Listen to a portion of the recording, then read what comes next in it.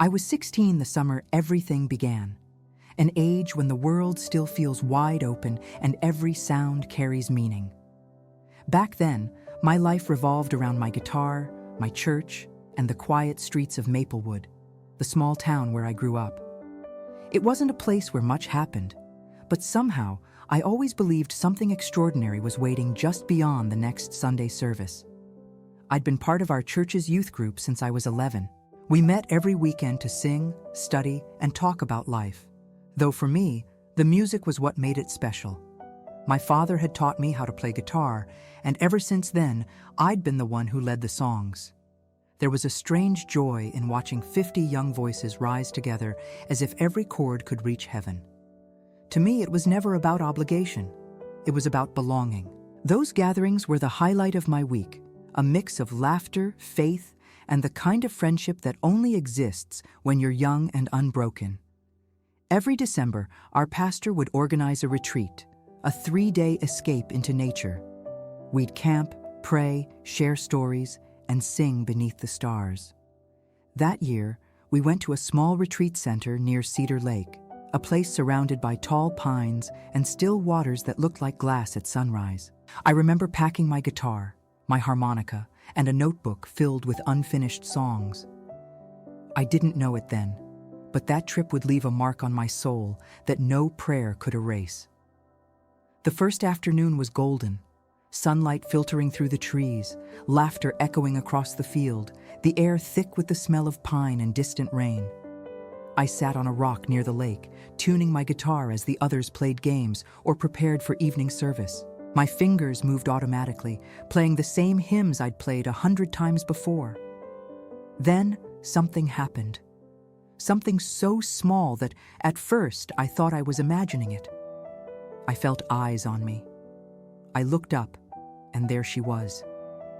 She stood a few yards away, apart from the others, quiet, graceful, watching.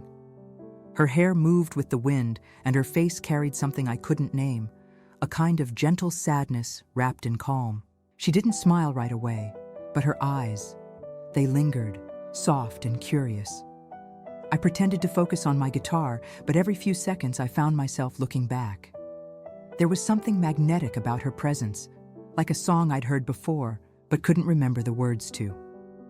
Later that day, as the sun began to set and most of the group gathered near the fire, I found myself sitting alone by the rocks again, running through some chords. That's when I heard her voice behind me. "You play beautifully," she said. I turned around, startled, and there she was, closer this time, her smile shy but warm. I laughed, awkwardly brushing a hand through my hair. "Thanks. You really think so?" "I do," she said. "Did you learn by yourself?" "Mostly. My dad taught me the basics, and then I just kept playing. Guess it kind of became part of me." She nodded. "That's how it's supposed to be." There was a pause, the kind that doesn't feel uncomfortable, just expectant.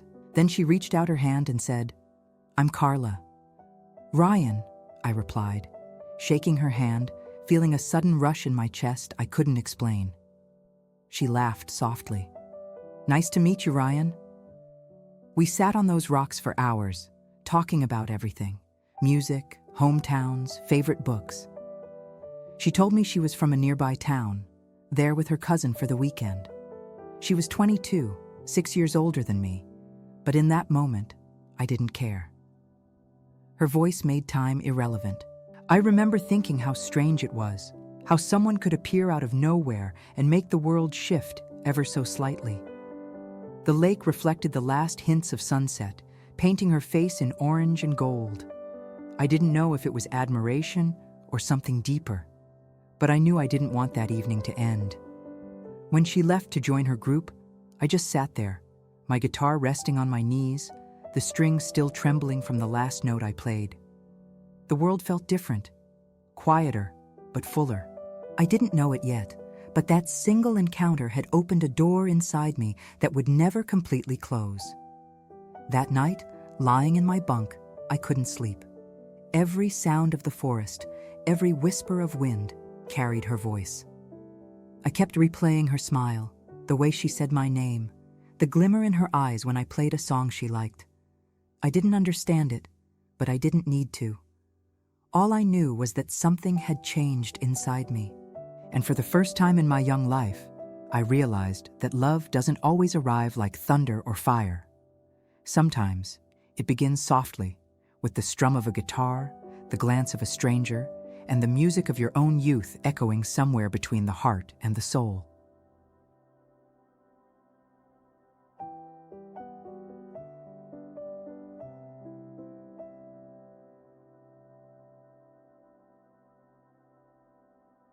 The next morning, I woke before sunrise. The air was cold, and the mist hung low over Cedar Lake like a soft veil. I remember stepping outside the cabin and hearing nothing but silence. No voices, no music, just the quiet breathing of nature. I brought my guitar with me, sat on a damp log by the water, and started playing softly, hoping the sound would blend into the stillness. And then, as if drawn by the melody, she appeared again. Carla. She was wearing a light sweater and holding a mug of coffee between her hands, her breath visible in the chill. "You really don't sleep much, do you?" she teased. Her smile had that same gentle sadness I'd noticed before, like she carried a secret the rest of the world didn't know. I laughed nervously. "Guess my mind doesn't rest when I'm around music." She nodded, walking closer. "Or maybe it doesn't rest when you're around someone who listens." That line stayed with me. There was something in the way she said it. Simple words that somehow carried meaning far beyond the moment. She sat down beside me, close enough that I could feel the warmth from her shoulder. We didn't speak for a while. We just watched the sunlight spill slowly over the lake, turning everything gold. "You know," she said finally, "this is my favorite part of the day, before everyone wakes up. It's like the world hasn't decided who it's going to be yet." I smiled. "You sound like someone who's been through a lot." She looked at me then, not with pity, but with a quiet kind of knowing. "Maybe," she said, "but I'm learning that some things we lose, we never really lose. They just change shape." I didn't know what she meant, but I felt it. The way her words lingered made me want to ask, but something inside told me not to. Some truths are meant to unfold on their own. Later that morning, during the group activities, I caught myself searching for her everywhere, by the tents, near the kitchen, at the chapel. But she always seemed to appear only when the noise faded, when silence made room for connection. That afternoon, the pastor gathered everyone for songs and reflection. I led the music, like always, my hands steady on the guitar, even though my heart wasn't. And somewhere between the second and third song, I saw her again, standing off to the side, half in the shade, watching me with that same unreadable expression. When our eyes met, something happened. I missed a chord. My voice cracked. My friends laughed softly, but I barely heard them. It wasn't embarrassment I felt. It was awareness. Awareness that something inside me was shifting, that I was falling into something I couldn't name. After the service, I found her near the lake again, skipping small stones across the water. "You made me mess up," I said, walking up behind her with a grin. She turned, laughing. "Oh, really? I didn't do anything?" "You did. You stared at me the whole time." "I was just listening," she said, her voice soft but teasing. "You play with feeling. That's rare." I wanted to say something clever, but the truth was simpler. "You make it easy to play with feeling." She blushed then, just slightly, but enough to make my heart trip over itself. I don't think I'd ever seen anything so honest. We spent the rest of that afternoon together. She told me about her hometown, Rose Hill, a quiet place even smaller than mine. About how she'd lost her mother young. About her cousin, Lily, the one who'd invited her to this retreat. And then, somewhere between laughter and silence, I realized how different we were, and yet how much sense we made together. I told her about my dreams of becoming a musician, how I wanted to write songs that healed people the way faith once healed me. She listened as if every word mattered. No one had ever listened to me like that before. not my friends, not even my father. At some point, the sun began to sink behind the trees. The water turned orange, then deep blue, and the air grew cooler. She leaned forward, resting her elbows on her knees, and said quietly, "You know what I think, Ryan? Sometimes we meet people not to keep them, but to remember them, to remind us of something we forgot about ourselves." I wanted to ask what she meant, but her eyes were already on the lake, lost in thought. When dinner was called, we didn't move right away. I kept looking at her, memorizing every detail, the curve of her jaw, the way the wind caught her hair, the faint smile she wore when she thought no one was watching. That night, as everyone laughed and told stories by the campfire, I sat quietly, pretending to tune my guitar. But really, I was listening, to her laughter, to the rhythm of her voice blending into the night. And for the first time, I realized that love doesn't always announce itself. Sometimes it sneaks in quietly, disguised as curiosity, as silence shared between two souls who never expected to find each other. When she said goodnight, her eyes lingered on mine just a little too long. I didn't know what tomorrow would bring, but I knew one thing for sure: I'd never look at that lake the same way again.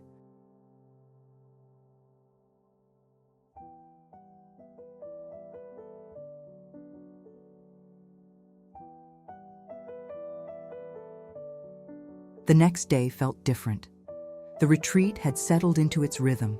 Prayers in the morning, workshops during the day, music by the fire at night. But everything I did now seemed to orbit around her. Carla. She had become a quiet gravity in my world, drawing every thought, every glance, every note I played toward her. That afternoon, after lunch, most of the group was playing volleyball near the field. I slipped away with my guitar, walking down to the lake again, the same spot where we'd talked the day before. The sun was warm, the breeze gentle. I sat on the rocks, strumming softly, letting the chords wander wherever my heart led them. I didn't expect her to find me there, but she did. "Skipping practice again?" she said, smiling as she stepped closer. "Guess so," I replied. "I'm better with strings than with balls." She laughed, sitting beside me. "I'll take music over sports any day." There was a pause, the kind that always seemed to follow us, not empty, but full, of things neither of us dared to say. After a moment, she tilted her head. "Play something for me?" "What do you want to hear?" "Anything," she said. "Something you like." I hesitated for a second, then began to play a song I'd always loved, a simple, emotional tune that felt like the heartbeat of my teenage soul. As I played, she closed her eyes and smiled faintly, as if the melody was carrying her somewhere far away. But by the time I reached the last verse, her expression changed, her smile faded, her hands clasped tightly together. And when I hit the final chord, she turned her face away. Her shoulders trembled. She was crying. I froze, my fingers still resting on the strings. "Carla, what's wrong?" She shook her head quickly, wiping her eyes. "Nothing, I'm sorry, it's just..." Her voice broke. "That song, my ex-boyfriend used to play it for me. He died last year, motorcycle accident." The words hit me like a cold wind. I didn't know what to say. I just sat there, staring at her, my heart twisting inside my chest. She looked so fragile in that moment, this woman who carried laughter and sadness in equal measure, now breaking open in front of me. "I didn't mean to make you remember," I said softly. "No," she whispered. "Don't apologize. I asked you to play. I guess I just wasn't ready to feel it again." She took a deep breath, and for a moment, neither of us spoke. The only sound was the water lapping gently against the rocks. Then she smiled weakly through her tears. "You play with so much heart. It's beautiful. Maybe that's why it hurts." That sentence cut right through me. I didn't know if it was the way she said it or the quiet ache behind her voice, but I felt something shift inside me, something both tender and terrifying. I wanted to reach out and hold her, to tell her she didn't have to carry that pain alone. But I didn't.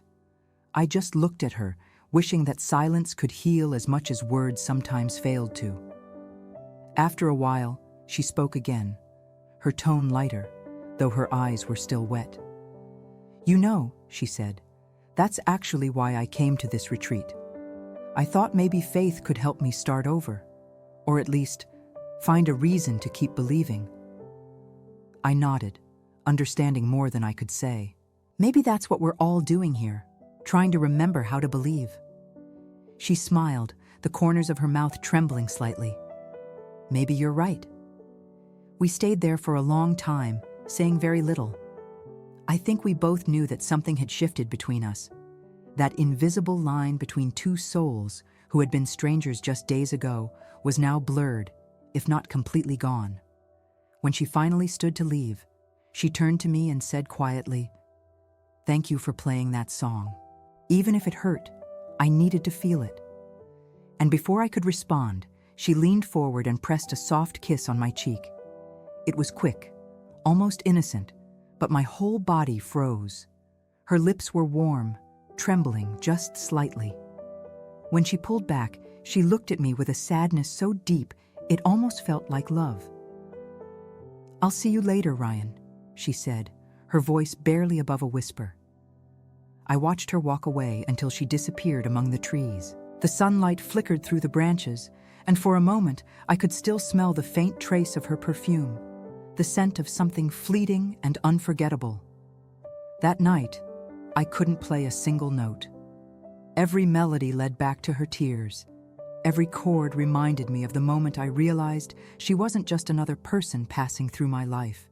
She was something different, something eternal, even if temporary. It's strange how one song can change everything, how it can pull two hearts together for a few fragile minutes, and then leave one of them echoing long after the sound has faded. As I lay in my bunk later that night, I closed my eyes and heard the song again, the one that made her cry, the one that became ours, even though it was never meant to be. And for the first time, I wondered if maybe love isn't something we find. Maybe it's something we recognize when it's already too late.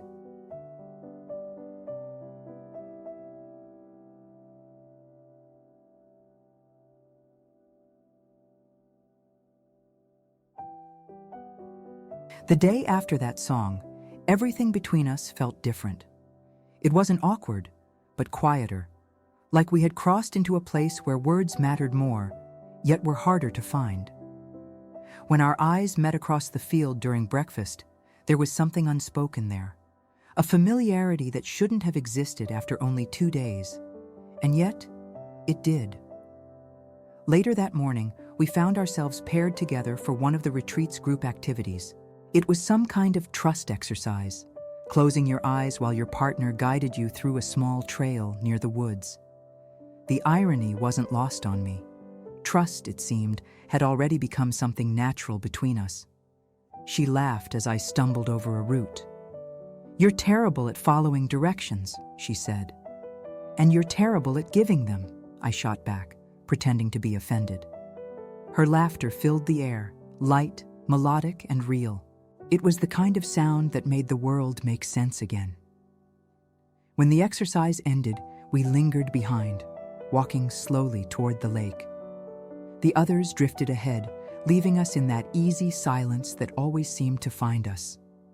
The afternoon sun shimmered on the water, and for the first time since she'd told me about her loss, she looked peaceful. "Do you ever feel like the world stopped for you?" she asked suddenly. "But somehow, everyone else kept going?" Her question caught me off guard. I nodded slowly. "Yeah. After my mom died when I was 10, it felt that way. Everyone moved on. I didn't." She looked at me with quiet understanding. "That's exactly it. After he died, I thought I'd never feel anything again. And then I did, which made me feel guilty." "Guilty for what?" "For being alive," she said, her voice trembling slightly. "For laughing, smiling, breathing, when he wasn't here to do any of it." I wanted to say something comforting, but nothing came out. Instead, I just looked at her, really looked at her. The way her hair moved in the wind, the way her eyes shimmered like sunlight breaking through clouds. I didn't know it then, but that moment would stay with me forever. We sat down on the same rocks by the lake where we'd first met. The air smelled of wet grass and pine. I placed my guitar between us, but for once I didn't touch it. It didn't feel like a time for music. It felt like a time for honesty. She broke the silence first.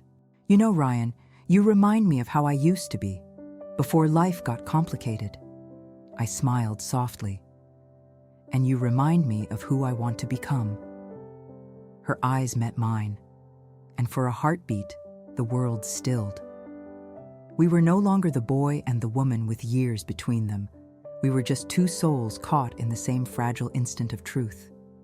We talked for hours that day, about dreams, regrets, childhood stories, about how she used to dance in the rain and how I used to believe that songs could fix everything, about how both of us, in our own ways, were still learning how to let go. At some point, I asked her, "Do you think people meet for a reason?" She looked at the lake thoughtfully.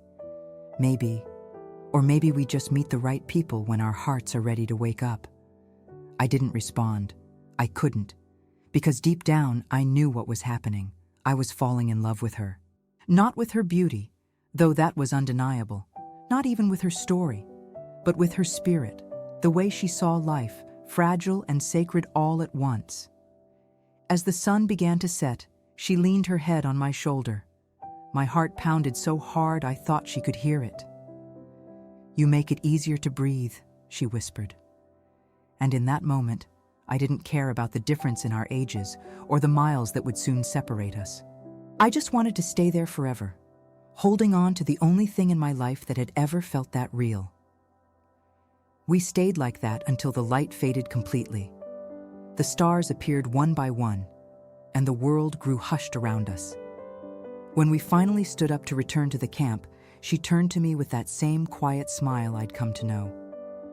"You know, Ryan," she said, "sometimes we meet someone who helps us remember who we really are, even if we only have them for a moment."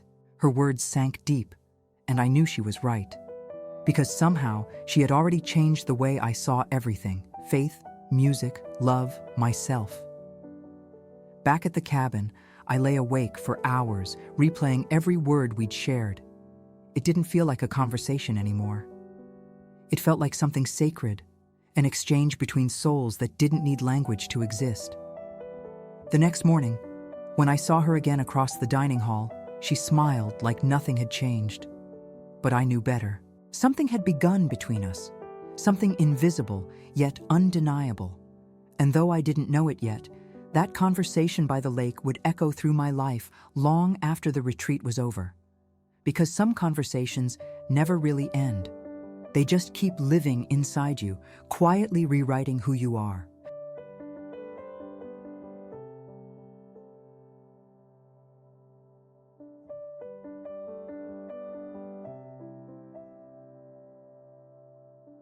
The last morning of the retreat arrived too soon. I remember waking up to the sound of the rain tapping gently on the roof, the kind that makes you wish time would slow down just a little. Everyone was busy packing, laughing, running around the cabins, but I felt detached, as if my heart already knew something was ending before my mind did.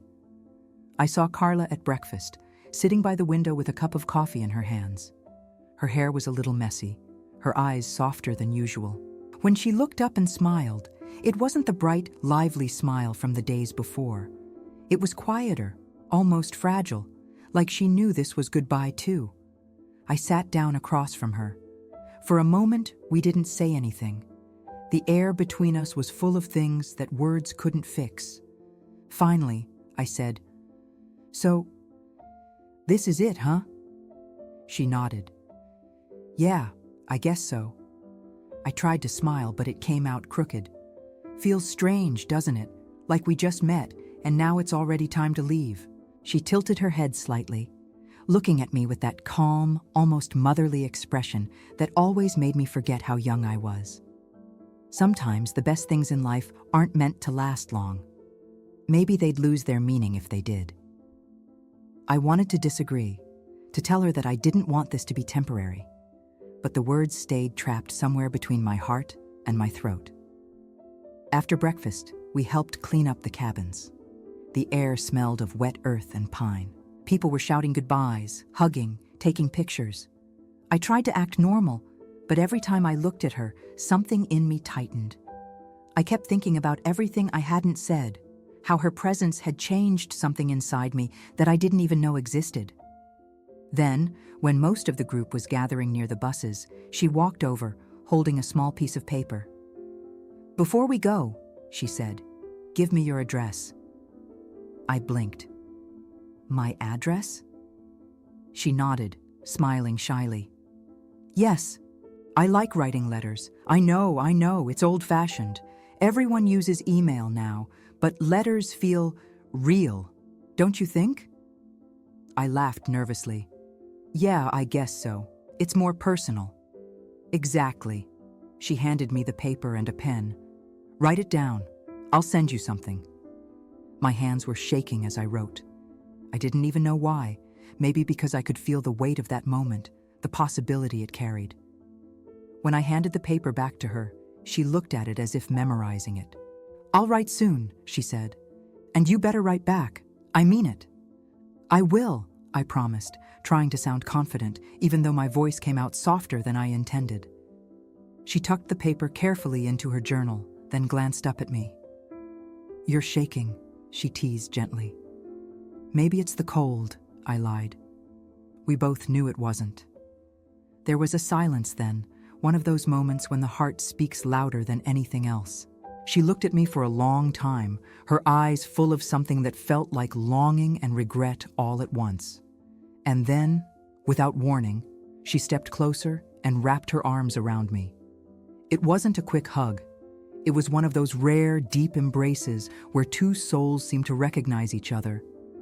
I could feel her heartbeat against mine, steady and warm. "Take care of yourself, Ryan," she whispered near my ear. "And don't ever stop playing.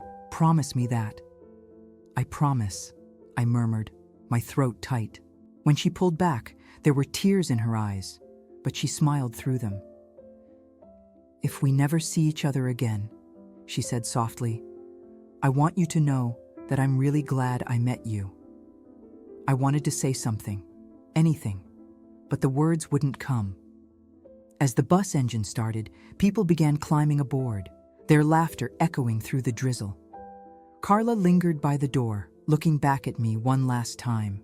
She waved, and for a second I thought she was about to come back, to say something more. But she didn't. She just smiled, a small, wistful smile that said everything words never could. And then she was gone. I stood there until the bus disappeared down the road, my heart beating like a drum in my chest. The rain had stopped, but I hadn't noticed. The world felt quieter, emptier somehow. That night, when I got home, I couldn't sleep. I kept replaying every second of our last day, her voice, her laughter, the way her arms felt around me. I wrote her name over and over in my notebook, as if I could keep her close by writing it enough times. Days passed, then weeks. Every morning I checked the mailbox before school. Nothing. I told myself she just hadn't had time yet.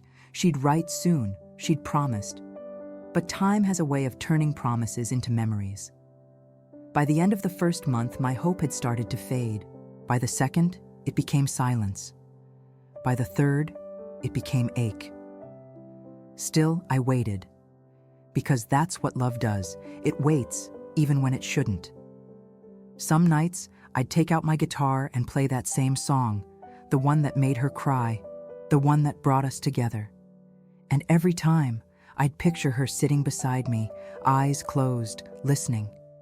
I used to believe that letters could change everything, that they could bridge distance, mend silence, keep love alive. But hers never came. And so, what began as a promise slowly turned into a story I told myself to keep her memory breathing. A love that never began, but somehow never ended either.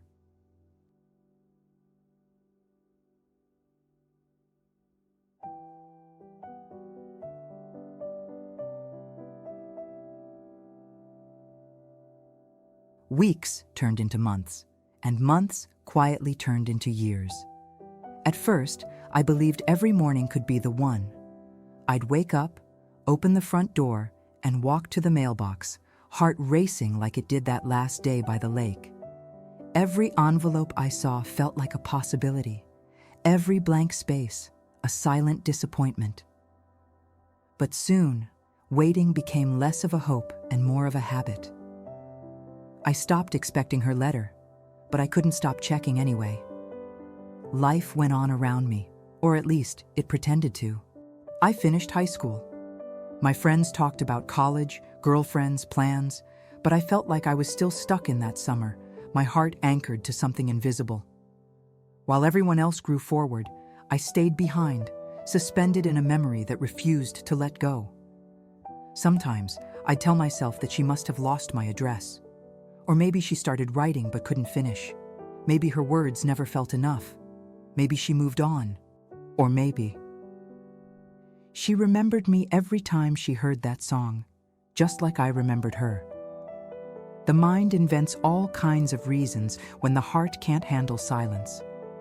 Every once in a while, I'd sit by my window and play the same tune we sang together. The one that made her cry, the one that built and broke us in the same breath. It became my prayer, my ritual. The notes would drift into the night, carrying her name somewhere only the wind could find. My father used to say that love is meant to move you forward, not hold you hostage. But what he never told me is how hard it is to move when the ghost of someone still walks beside you. By the time I turned 18, I had convinced myself I'd let go. I stopped mentioning her to my friends, stopped glancing at the mailbox every morning. But some part of me, the quiet, stubborn part, still believed that one day I'd open the door and find her handwriting waiting there. A simple envelope, my name in blue ink, maybe a few lines saying she missed me too. It never came. Still, there were days when I swore I could feel her presence, like she was thinking of me at the same exact moment. Sometimes it would happen while I was playing guitar at church, or walking home through the empty streets of Maplewood at dusk. That strange warmth in my chest, that familiar ache.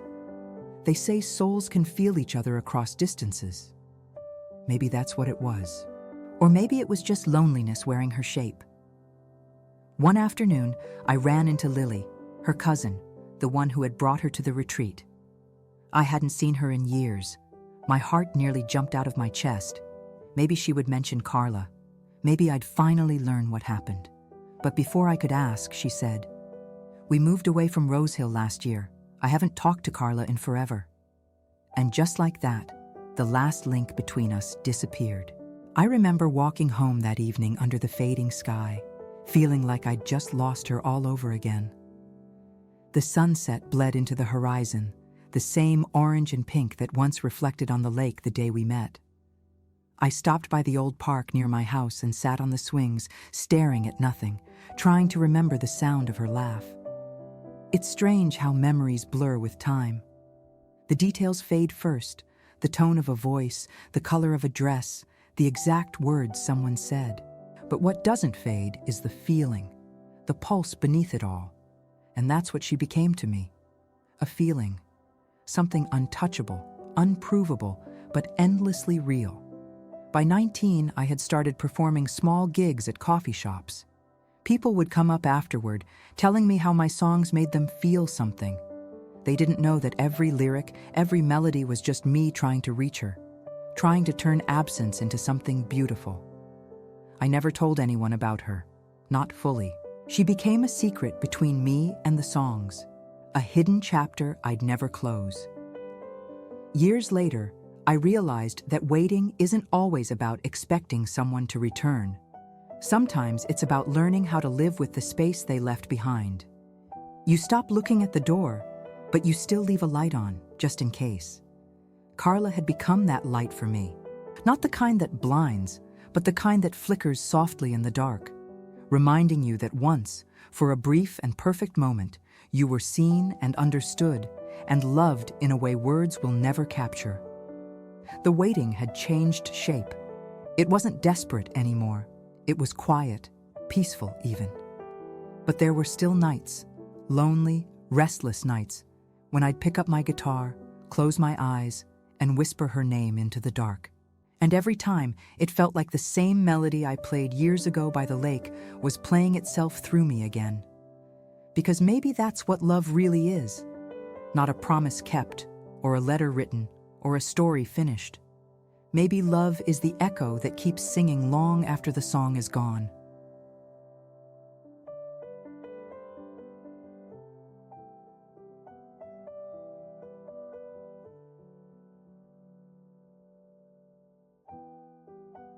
"3 years. That's how long it took for her absence to settle into me like a second heartbeat. Quiet, constant, and impossible to ignore. People like to say that time heals everything, but I learned that time doesn't heal. It only softens the edges. It turns pain into echo and memories into something almost gentle. Almost. By then, I'd grown older in ways that didn't show. I was 19, playing small shows around town, studying music at a community college, pretending to have moved on. I had friends. I laughed. I lived. But there was always a part of me that existed elsewhere. In another time. By another lake. Sometimes I wondered if she ever thought of me. If somewhere in Rosehill, or wherever life had taken her, she ever looked up from her day and felt that familiar ache that used to connect us. I'd like to believe she did. Maybe just for a moment. Maybe when she heard that song again. One evening, I was performing at a small coffee house. The air smelled of roasted beans and rain-soaked wood. I sang that song, the one that had made her cry, the one that had built a bridge between our souls, and in the middle of it, I felt something shift inside me. For a second, I almost believed she was there. It was irrational, of course, but it didn't matter. Some ghosts don't haunt, they visit. After the show, someone came up to me and said, "There's so much emotion in the way you sing. Were you in love once?" I smiled faintly and said, "Once." But the truth was more complicated. I didn't know if what we shared could even be called love. We never dated. We never kissed. We never promised each other anything. Yet somehow, she had left a mark deeper than anyone who came after. That's the strange thing about silence. It can be louder than 1,000 words. For 3 years, her silence became my mirror. Every unanswered question, every unwritten letter reflected back something about me. How I loved, how I waited, how I held on to what was already gone. Sometimes I blamed myself. Maybe I should have written first. Maybe she was waiting for me. Maybe she'd lost my address, and the silence between us was nothing but two people waiting on opposite ends of the same hope.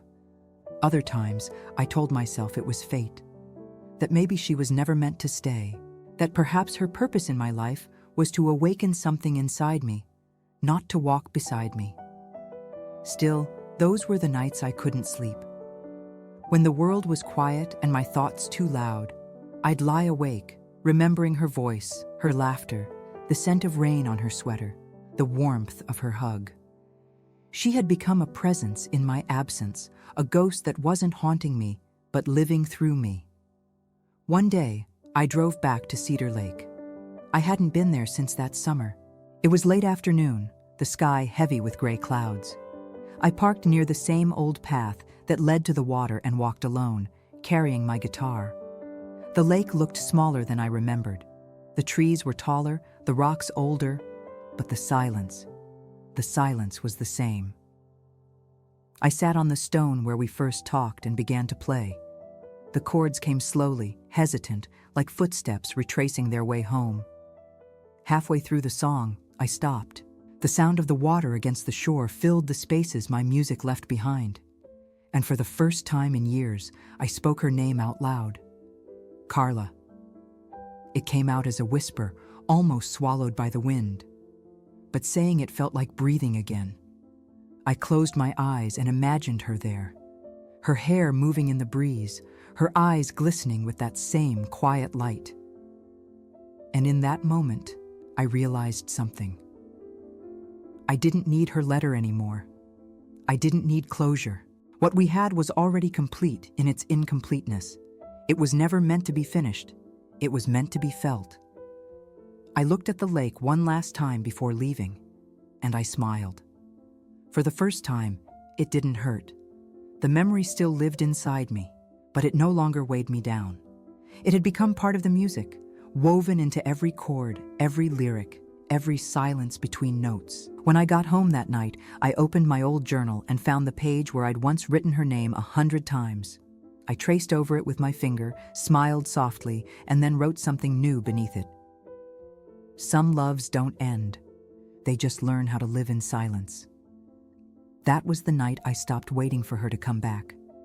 But it was also the night I began to understand that she had never really left. Because true love doesn't always need to stay to last. Sometimes it lingers in the spaces between, in songs, in memories, in the quiet kind of forever that never demands to be heard. And though I never saw her again, I carried her with me. In every melody I wrote, in every silence I learned to honor, in every heartbeat that still echoed her name.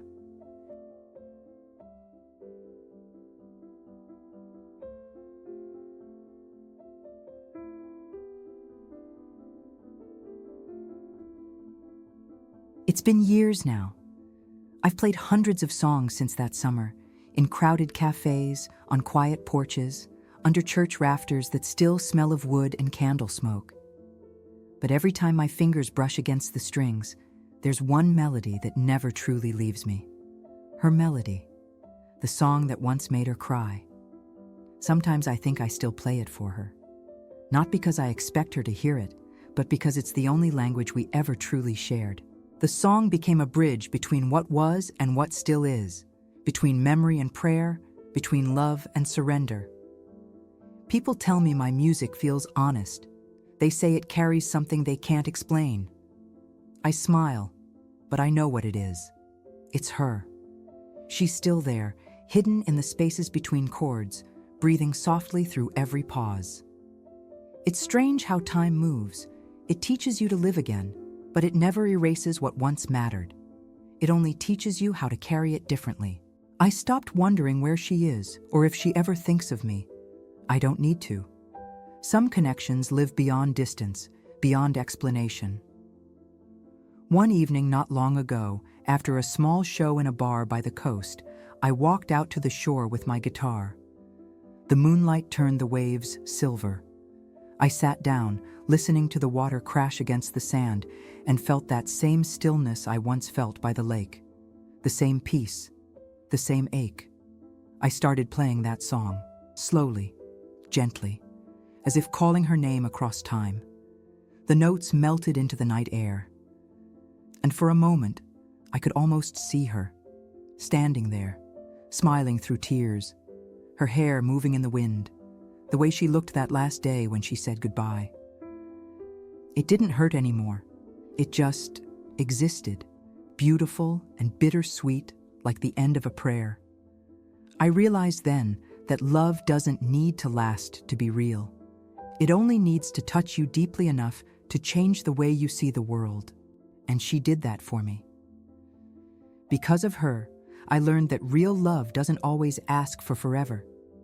Sometimes it just asks for one pure moment, one song, one glance, one heartbeat where two souls recognize each other and understand what eternity feels like.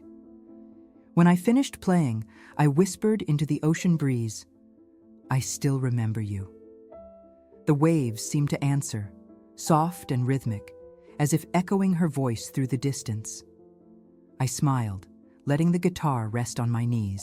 There was no sadness left, only gratitude, for the boy I was, for the girl who taught me how to feel, and for the silence that showed me what love truly means. Sometimes, when people ask who inspired my music, I just say, someone I once met by a lake. They never ask more, and I never explain. Some stories aren't meant to be told in full. They live better in melody than in memory. But every now and then, when the night is quiet enough, I play that song again, the one that belonged to her and somehow still belongs to me. And as the last note fades, I like to imagine that somewhere, wherever she is, she can feel it. Maybe she pauses, smiles faintly, and remembers too. Because no matter how many years pass or how many songs I write, there will always be one melody that carries her name, soft, endless, and eternal. The song that never stopped playing, the song that still belongs to her.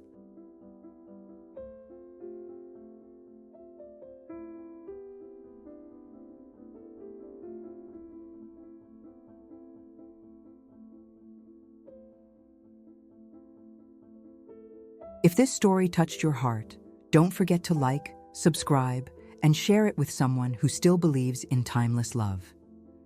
Join me again next week for another story, one that proves the soul never forgets who it once loved.